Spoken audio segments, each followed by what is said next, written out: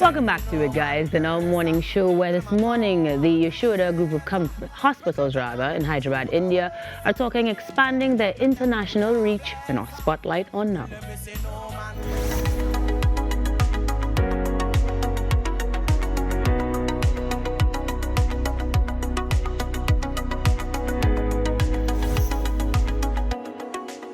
Yashoda Group of Hospitals evolved from a humble beginning as a small 50-bed nursing home in 1989 to be the largest private territory healthcare provider in Hyderabad and is recognized as a center of excellence. They currently operate 4 state-of-the-art independent hospitals in Hyderabad with more than 4,000 operational beds, serving millions of people,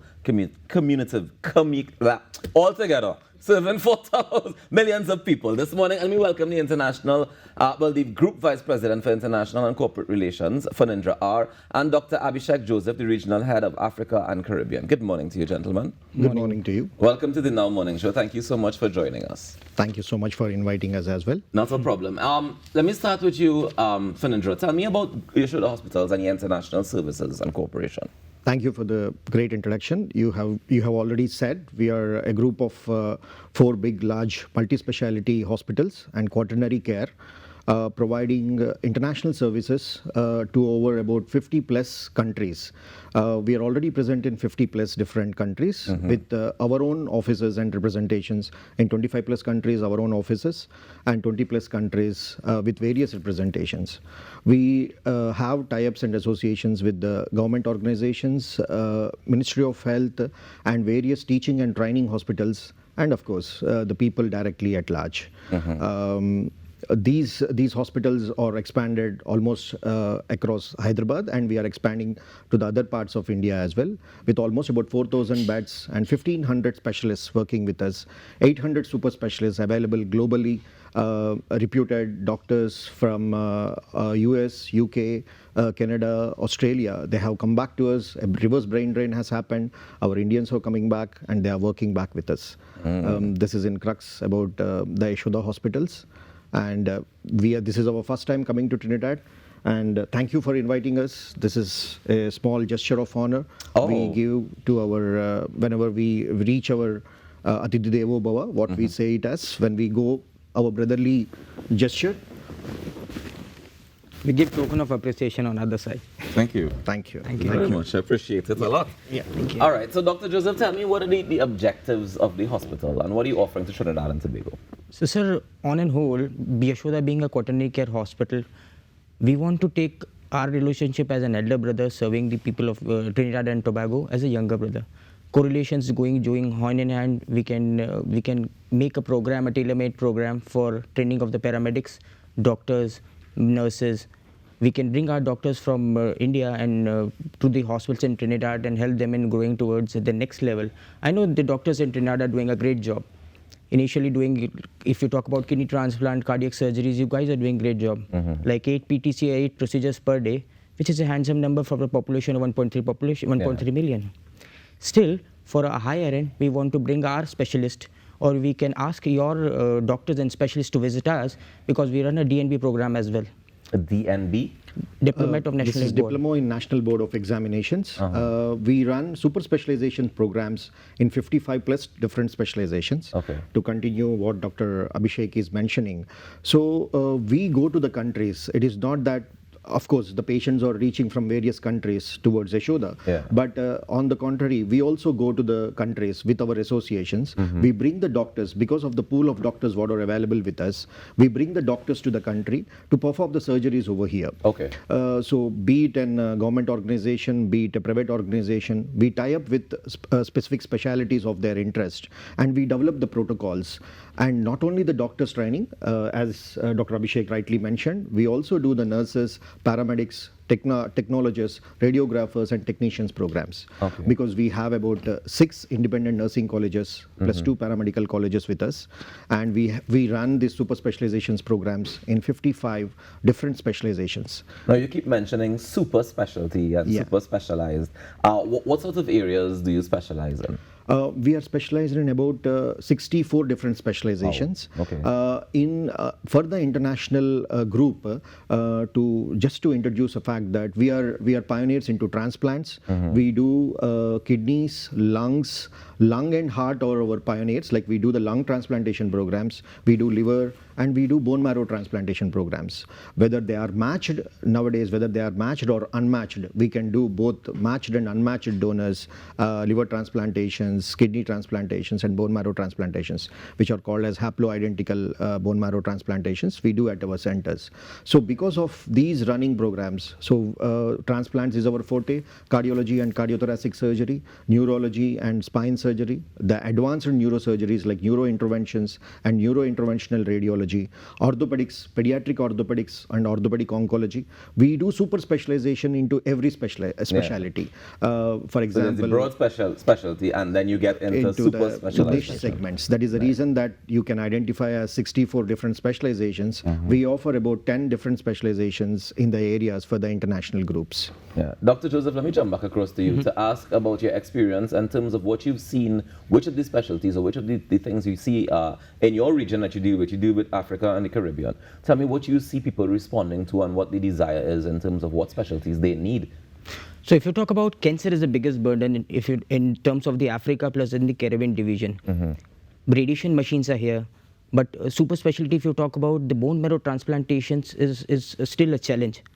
Or if you talk about the latest surgical procedures, if you talk about like microdiscectomy for the cancers or specialized hands-on procedures for advanced prostate or breast cancers as a radical prostatectomy, you can say it is still a challenge in compared to different hospitals, different regions. Is the challenge the technology or the skills? Both. Okay. So, and you guys can offer the solution for both or just for the skills? Or how does that solution work? It is actually, the solution is for the both, and what we have observed is the skill set is there, the doctors are trained, but because of non-availability of the equipment over here or the training personnel, because the doctor is only the one who is doing the surgery, but there is a gamut of the entire environment, whole team. So the nurses has to be trained, the paramedics has to be trained, the pre-operative protocols has to be in place, and the post-operative protocols in place for a successful program. So we not only deal with the doctors for the training programs, but we also deal with the nurses, paramedic technicians, and the whole gamut of that. What we have observed here in Caribbean is they are doing excellent cardiac surgeries. We want to take it to the next level of minimal invasive cardiac surgeries and robotic surgeries. We have advanced robotic machines and minimal invasive surgeries. That is the reason that we are trying here and approaching the government organizations, the teaching hospitals, as well as the private organizations. Now I know you have a whole department that deals with robotic surgeries. Tell me how have people responded to that, because I mean I know some people are still a little bit nervous when it comes to some aspects of technology, especially when it comes to going inside of you and fixing what's wrong. How have people been responding to the technology? Robotic surgery is an advanced surgical procedures where robots also assist the doctors. Robot gives about 5 hands to the doctor. Instead of having 2 hands what he is performing the surgery, he get 5 hands now. There are 5 arms. Robotic surgery is performed in various specializations, starting from cardiothoracic surgery, orthopedics, urology, gastroenterology, oncosurgeries. Now robots are introduced in everywhere. Now artificial intelligence is coming very fast to the Indian perspectives. Now artificial intelligence even tells the doctors that whether you are doing the right job or whether you are stopping. They will guide the doctors to go into the right areas, to dissect the right areas, and to do a successful surgery.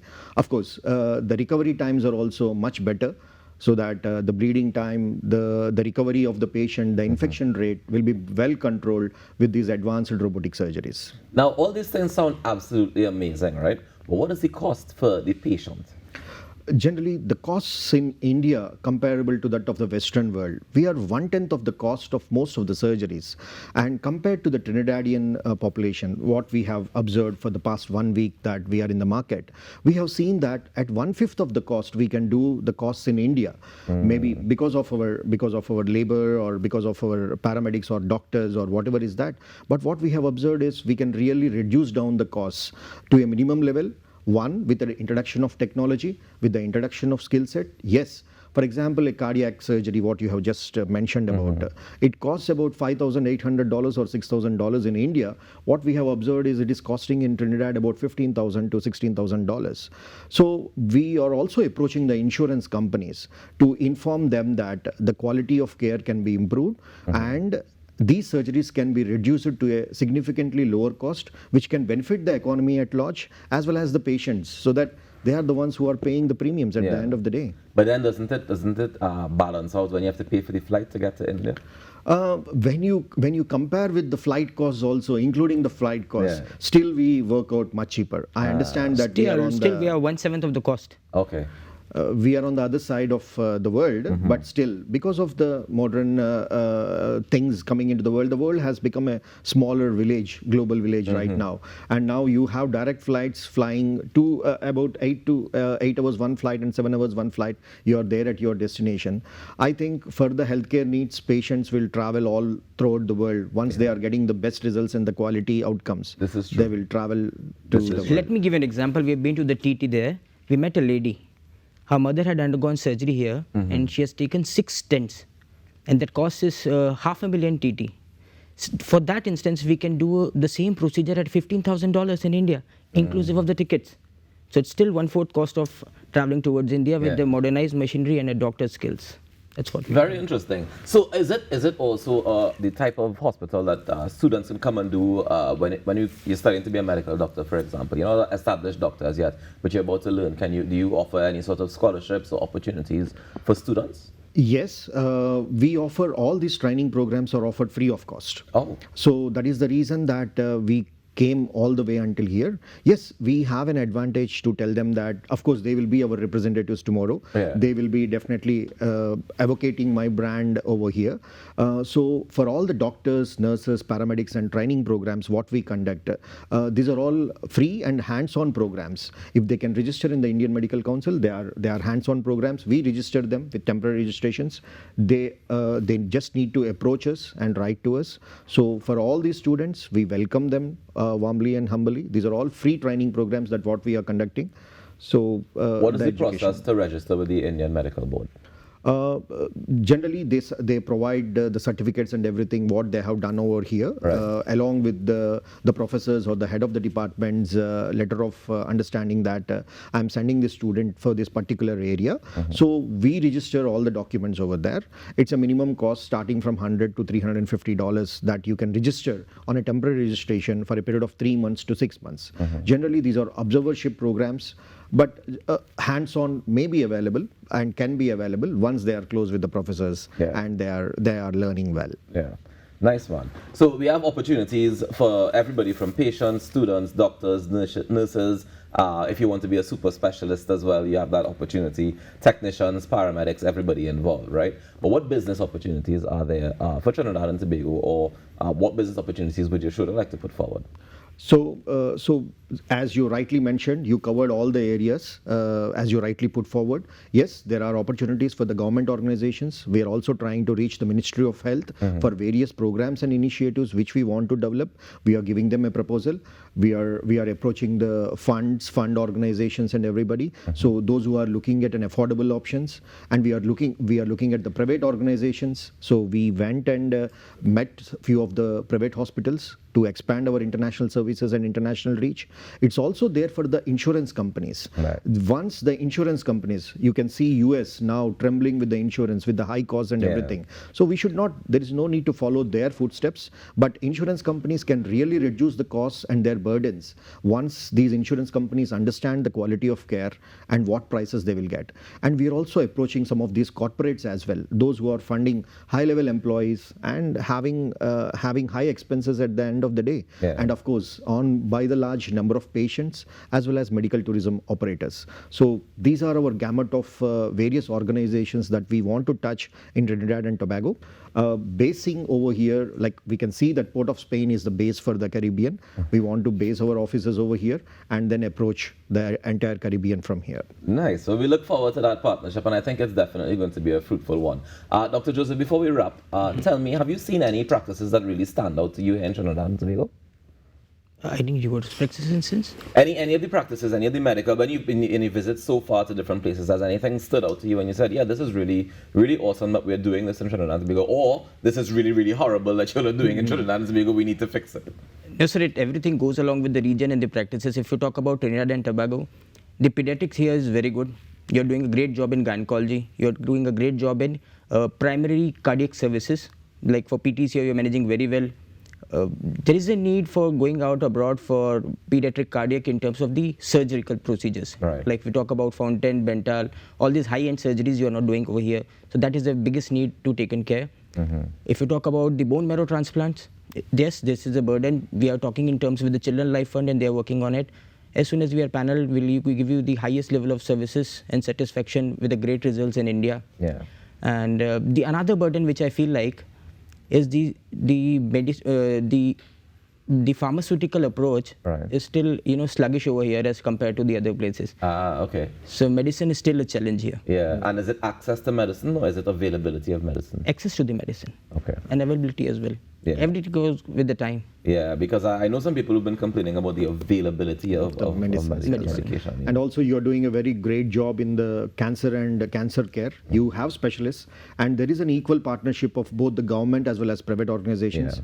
And the government is coming to the rescue of the private organizations whenever the surgeries are not happening in the private organizations. We can see that the patients finally approaches the government and your national health insurance policies and the free service to most of your patients. We can really see that the government is taking care of the patients and they are concerned with the population whom you are catering for. I mean, I think one of our biggest blessings is the idea of free healthcare that we have in Trinidad and Tobago. We definitely benefit from. One last question for you both before we wrap, and it's probably the most important question I will ask this morning. What's the best thing you've eaten since you've been here?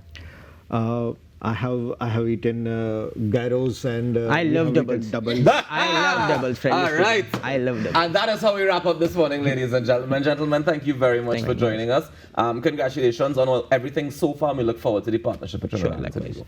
Thank you. Yeah? Thank you. Ladies and gentlemen, Phanindra R, Group Vice President, International Corporate Relations, and Dr. Abhishek Joseph, Regional Head of Africa and Caribbean at the Yashoda Group of Hospitals, joining us this morning to tell us about how they're expanding the international reach. We take a quick break and we come back with more in our morning show. Stick around.